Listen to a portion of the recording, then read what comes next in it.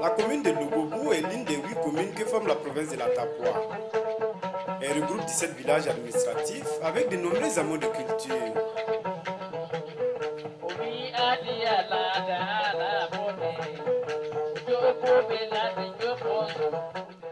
La population de la commune, selon le dernier recensement de 2006, est de 61 422 habitants. La population de Logobou est constituée de plusieurs communautés, en lien avec l'historique du peuplement de la commune, mais aussi aux flux migratoires plus récents. Les Goulmatchés, qui sont les autochtones, les plus majoritaires, vivent en parfaite harmonie avec les autres communautés, notamment les Peuls, les Moussi, les Haoussa et les Djerma. Cette grande diversité ethnique contribue d'une manière considérable au développement de la vie socio-économique de la zone.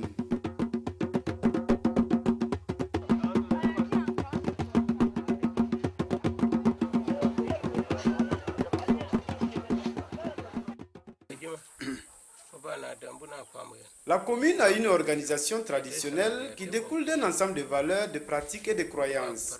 Des pratiques comme la géomancie sont très déterminantes dans tous les actes majeurs de la vie sociale de la communauté.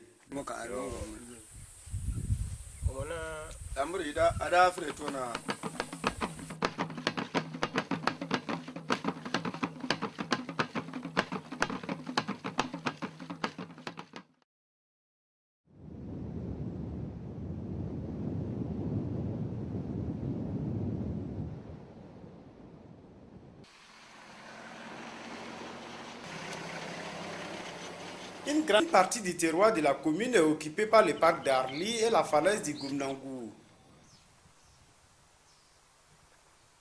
Ce qui représente pour la commune un atout considérable pour la conservation de la nature et le développement d'activités écotouristiques.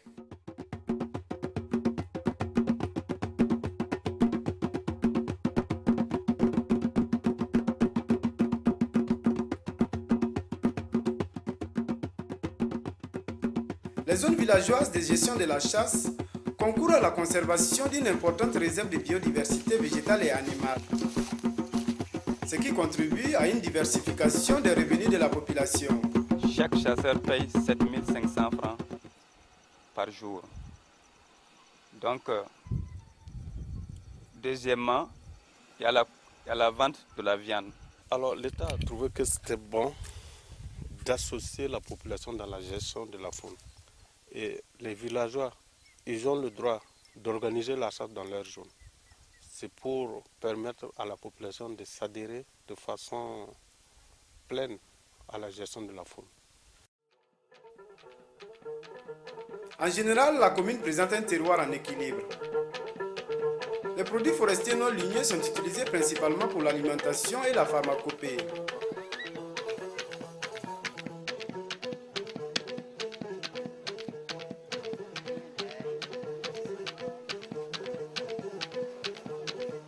L'exploitation de ces forts potentiels pourrait être une source de revenus conséquents pour la population.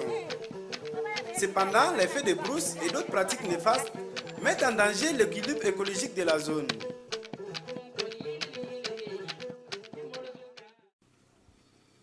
La pluviométrie de la commune est assez bonne dans l'ensemble, avec en moyenne 1000 mm d'eau recueillie chaque année. Mais l'accès à l'eau potable reste un problème crucial pour la population. Cela est dû à l'insuffisance des points d'eau et au mauvais fonctionnement du système d'adduction existant.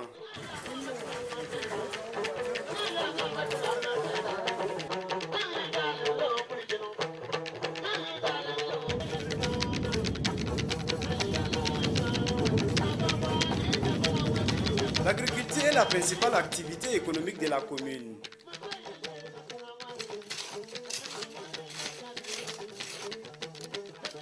Les producteurs sont réunis pour la plupart en groupement et cultivent principalement du sorgho, du maïs, de l'arachide et du sésame. Mais une place de choix est donnée à la culture du coton qui, malgré ses conséquences néfastes pour les sols, procure aux paysans des revenus substantiels. Si nous avons un bon pluviométrie, je fais au moins autour de 8 tonnes, 9 tonnes par an.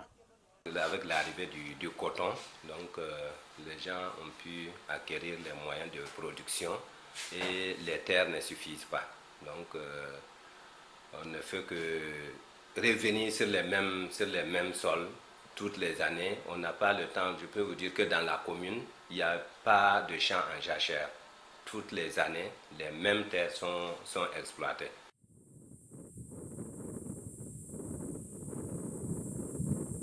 En effet, ces dernières années, les producteurs constatent une dégradation continue de leur sol, phénomène dû à la diminution de la pratique de la jachère, à la faible rotation des cultures, à l'érosion éolienne et hydrique et à la forte utilisation des produits chimiques.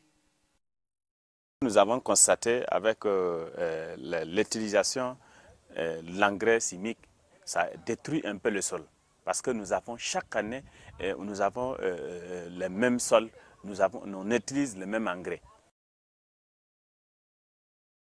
Le maraîchage est aussi pratiqué dans la commune, mais ce secteur est confronté aux difficultés d'approvisionnement en semences et aux problèmes de transformation et d'écoulement des produits.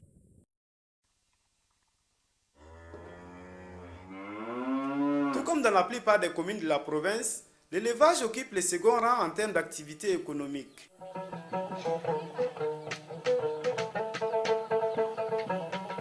L'importance est donnée au système agro-pastoral qui est sédentaire, mais l'élevage pastoral est le plus répandu. Il est marqué par la transhumance avec le pâturage naturel comme principale source d'alimentation pour les bétails. Mais la régression des terres de parcours et l'occupation des couloirs d'accéder à la progression du front agricole font obstacle à l'épanouissement de cette activité. Ce qui engendre par ailleurs des conflits de plus en plus fréquents entre éleveurs et agriculteurs.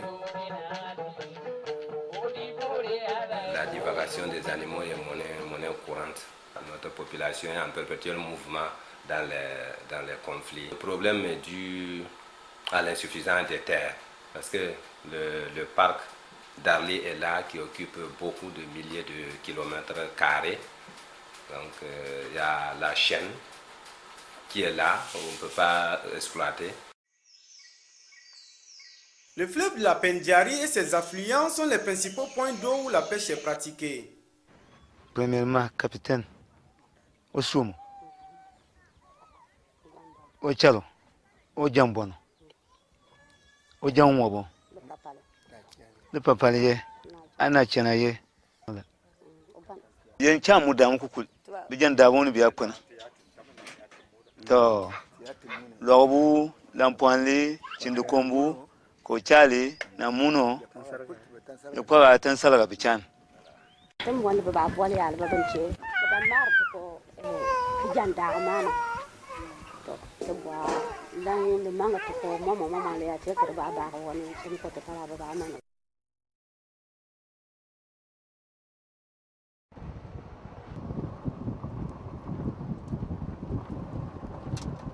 En 2008, la commune a entamé, sous la supervision méthodologique d'une ONG internationale, le processus d'élaboration d'un document de planification environnementale.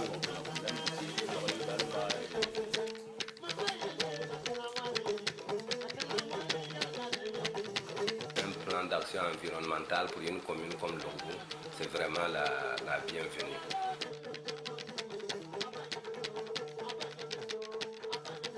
Un grand travail de terrain et d'implication de tous les acteurs a été mené pour réaliser l'analyse du milieu et identifier les axes stratégiques d'intervention environnementale.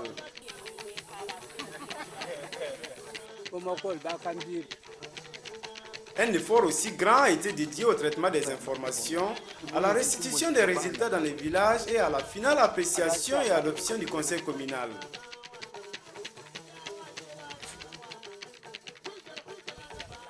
Désormais, le plan communal d'action environnementale fixe les axes d'intervention par domaine ainsi que les actions prioritaires par village. Il s'agit maintenant de rechercher et canaliser les sources de financement du plan, établir des partenariats privés et publics, fixer les mécanismes de subvention et mettre en place un système de suivi et évaluation. Un fonds de financement a été lancé en 2009 pour la réalisation des micro-projets environnementaux. Le défi pour une gestion communale des ressources naturelles a été lancé. Entre-temps, l'éducation environnementale des plus jeunes prépare le terrain.